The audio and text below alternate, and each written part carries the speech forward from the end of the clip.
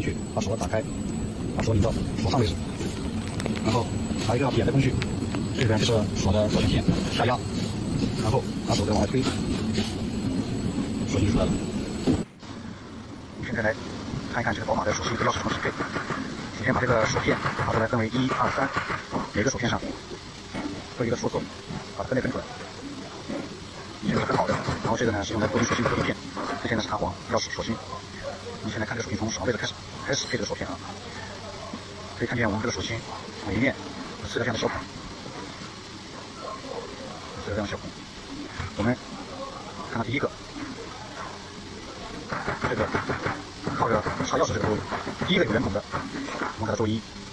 看这个插钥匙从这个方向插进去，然后这个第一个插这儿有一个圆孔，这是1。反过来，第一个是没有圆孔的，所以说我们就以这个作为起始端开始。我们在这个有圆孔的地方放一个弹簧进去，这个有圆孔就是这个弹簧来源，放进去，然后找到2号锁片，给它放到这个卡槽里。这锁片怎么放呢？锁片上凸出来的这小块是用来压弹簧用的，反面没有，这是个 U 型，所以我们要把这面压到这个弹簧上，按照这个方向放进去，这样放进去。然后用手给它往下压，随手往下压，能够正常的压下去和抬起来的，那么这锁片就是正常的，我们可以使用。那么我们把钥匙插进去，看一看，好，钥匙先插进来了。插进来之后，我们看这个锁片，你看这个就是锁片。我们现在看着第一个插口，这个锁片是高于这个锁芯高度的，那么说明这个锁片不合适，我们要给它换一个。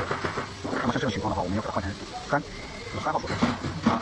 如果说这个2号锁片陷下去了，陷到下面去了，那我们就应该给它换成1更高的锁片。